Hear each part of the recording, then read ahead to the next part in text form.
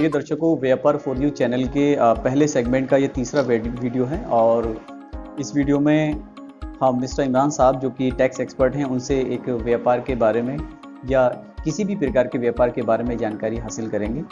और हमारे साथ उपस्थित हैं मिस्टर इमरान साहब। व्यापार का चयन, ये एक बहुत बड़ा क्वेश्चन है। व्यापार का चयन करना, व्यापार इंक्लूड ऑल कॉमर्शियल एक्टिविटी, सारी कॉमर्शियल एक्टिविटी जो कि पैसा कमाने के लिए की जाती है व्यापार में इंक्लूड की जाती है। तो हर एक व्यापार का नेचर अलग है, तो उसके नेचर के अकॉर्डिंग स्ट्रेटेजी हमें बनानी होगी कि हम कैसे करें। अब हम करना क्या चाहते हैं, हमें पहले ये मालूम होना चाहिए हमें क्या प्रोडक्ट बेचना है, ये मालूम होना चाहिए, कहाँ बेचना है ये मालूम होना चाहिए। उसके बाद में ही स्ट्रेटेजी बनेगी। जब हमें ये मालूम नहीं होगा कि हमें क्या बेचना है और किसको बेचना है तो हम स्ट्रेटेजी नहीं बना पाएंगे। सबसे पहले हमें मार्केट का चयन करना होगा, कहाँ बेचना है प्रोडक्ट, क्या बेचना है, कहाँ बेचना है। अल्टीमेटली हमें पॉपुलेशन को टारगेट करना है कि पॉपुलेशन, पब्लिक ही आपके प्रोडक्ट को कंज्यूम करेगी।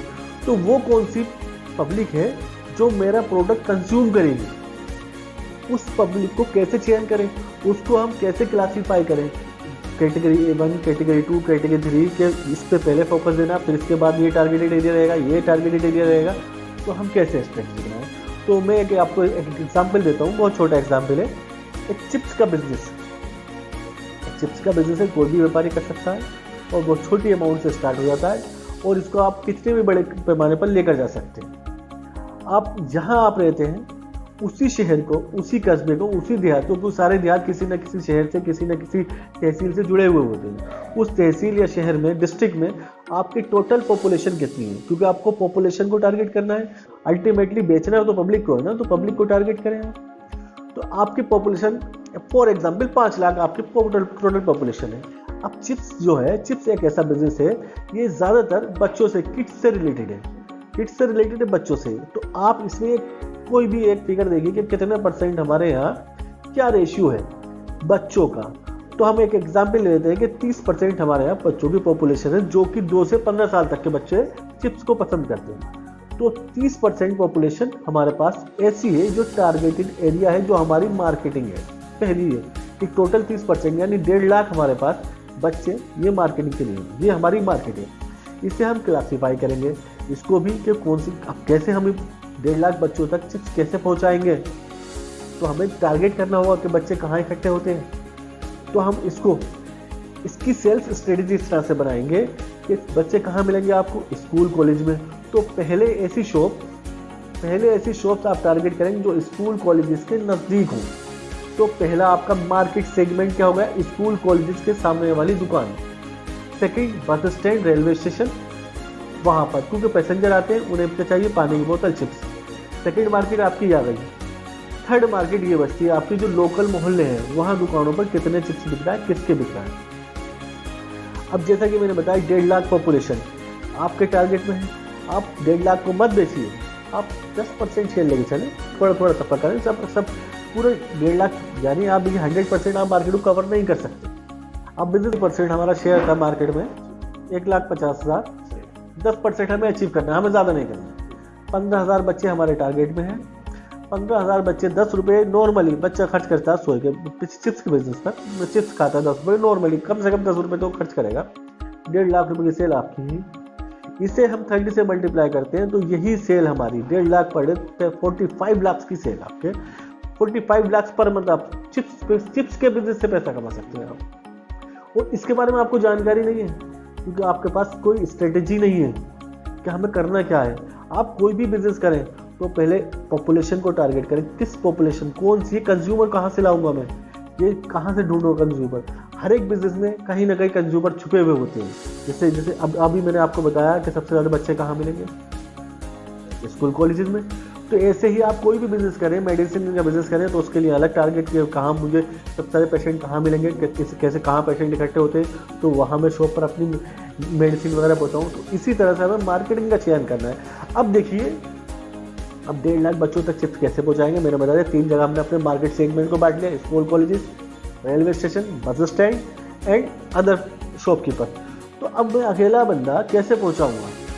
तो जाहिर सी बात है मुझे यहाँ एक मार्केटिंग टीम या सेल्स टीम रखनी होगी जो कि मेरे चिप्स के पैकेट स्कूल कॉलेजेस वाले शॉप के पास पहुँचाए, बस स्टैंड के पास जो शॉप है वहाँ पहुँचाए, और दूसरी जो कॉमन जो मोहल्ले वगैरह में विलेज शॉप होती है वहाँ तक पहुँचाए। तो इसके लिए मुझे अब देखिए सेल्समैन को हम कैसे अट्रैक्टिव करेंगे।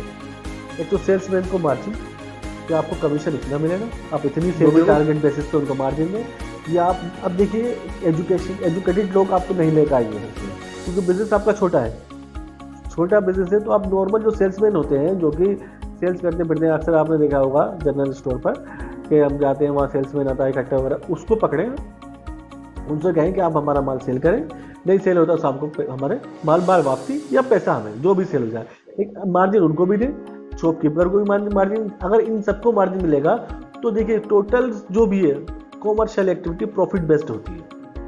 अगर हम सबका ध्यान रखेंगे तो हम मार्केट में टिक पाएंगे। कस्टमर का, कंज्यूमर का भी पहले ध्यान रखना, क्योंकि कंज्यूमर बेस्ट प्रोडक्ट बनाना जो कंज्यूमर उसे क्या कहते हैं कम कॉस्ट पर ज़्यादा से ज़्यादा बेनिफिट ले सके, ऐसा प्रोडक्ट। अब हमारे सारे ही कंज्यूमर है, क्योंकि देखिए हम मैन्युफैक्चर हमने मैन्युफैक्चर है, हमने होलसेलर को दिया, वो हमारे लिए कंज्यूमर हो गया, कस्टमर हो गया, उसे अच्छा मार्जिन मिलेगा तो आगे सेल करेगा। रिटेलर को अच्छा मार्जिन मिलेगा तो बंदे को देगा।